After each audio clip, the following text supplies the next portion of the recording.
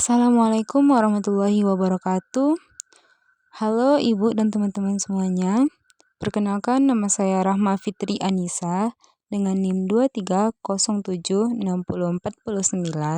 Saya dari Prodi Pendidikan Teknik Informatika.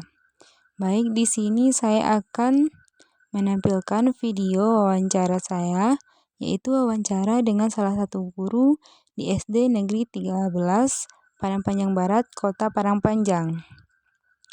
Wawancara ini saya lakukan untuk memenuhi tugas proyek akhir psikologi pendidikan. Dan pada wawancara kali ini saya mengambil tema mengenai motivasi dalam belajar siswa. Selamat menyaksikan. Assalamualaikum warahmatullahi wabarakatuh. Sebelumnya, perkenalkan, nama saya Rahma Fitri Anissa. Saya merupakan mahasiswa dari Universitas Negeri Padang, Prodi Pendidikan Teknik Informatika. Di sini saya akan mengerjakan tugas mengenai tugas proyek psikologi pendidikan yang bertemakan motivasi belajar dengan Ibu siapa, Bu? Ibu Rami. Sebelumnya Ibu sudah menjadi guru berapa lama? Ibu mengajar kurang lebih 17 tahun. Saat ini Ibu mengajar pada kelas berapa? Kelas 1. Oke Bu, terima kasih Bu atas waktunya telah mau diwawancarai. Di sini Nisa mau bertanya Bu, bagaimana sih peran penting motivasi itu untuk meningkatkan minat belajar siswa? Kalau peran motivasi tentulah sangat penting.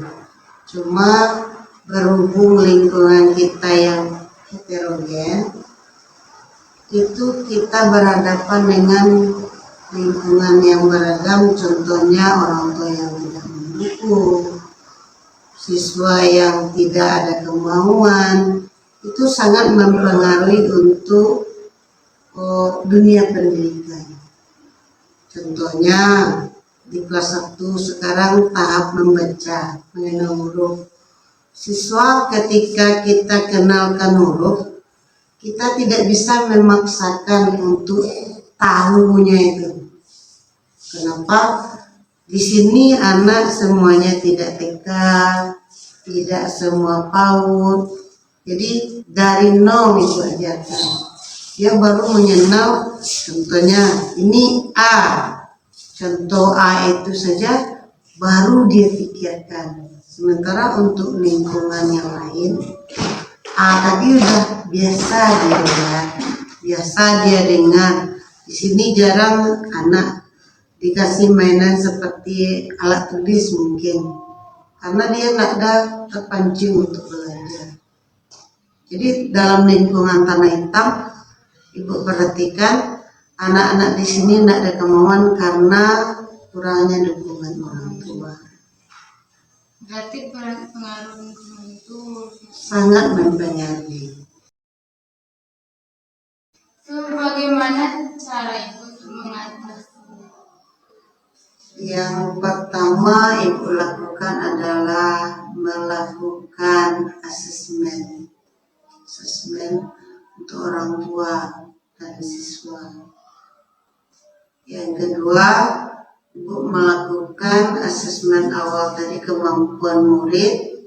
Setelah Ibu lakukan asesmen awal, lalu Ibu sampaikan ke orang tua, Ibu arahkan bagaimana selanjutnya Ibu sepakati supaya Ibu bisa mencapai tujuan yang Ibu harapkan. Dari selama Ibu mengajar ini apa pengalaman cara menghadapi siswa yang sulit itu tadi? Adakah? Kebetulan ini tahun pertama Ibu mengajar di kelas 1. Biasanya Ibu mengajar di kelas 6. Jadi 16 tahun ke belakang itu adalah Ibu mengajar di kelas 6. Ini tahun perdana di kelas 1, pasti suasananya berbeda. Cara mengajarnya pun berbeda. Kalau kelas 1 itu kan tahap awal itu, masa perkenalan yang banyak. Jadi yang ibu lakukan mungkin melakukan pendekatan dengan orang tua, sharing dengan siswa tersebut. Dengan melakukan pendekatan kita bisa mengetahui apa keseharian anak-anak tersebut. Dari situ baru bisa kita simpulkan apa yang bisa kita lakukan untuk menghadapi pembelajaran. Itu salah satu. Kayaknya sekian aja, Bu. Terima kasih banyak atas waktunya, Bu. Sama-sama.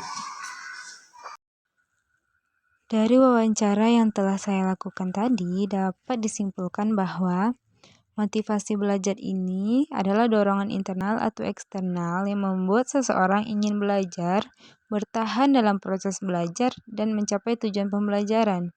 Motivasi ini berperan penting karena dapat menentukan seberapa besar usaha dan dedikasi yang diberikan seseorang dalam mempelajari sesuatu.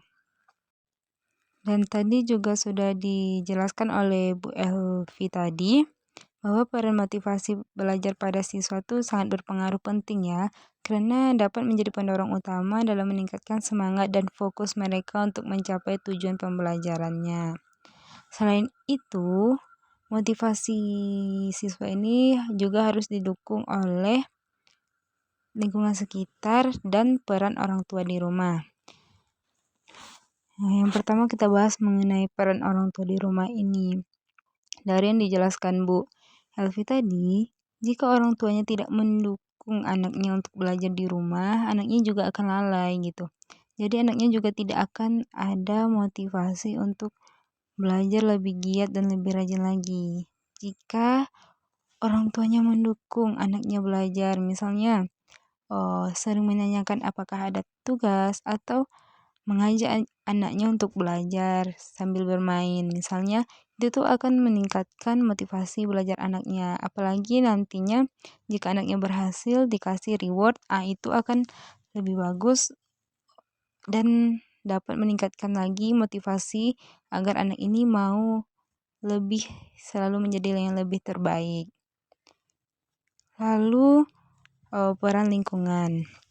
Nah, lingkungan sekitar ini juga sangat penting tadi kata Bu Elvi. Dimana nanti kita tinggal di satu lingkungan yang sepertinya kurang memahami bahwa pendidikan itu akan sangat penting bagi anak-anaknya. Jadi, pengaruh lingkungan itu dapat mengurangi motivasi belajar kita.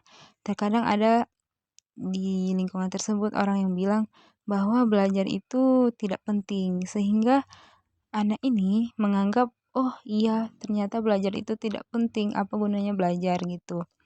Nah, jika lingkungannya positif gitu, yang mendukung anak-anak di sana tuh sekolah dengan rajin, itu akan menimbulkan motivasi belajar yang lebih baik-baik lagi.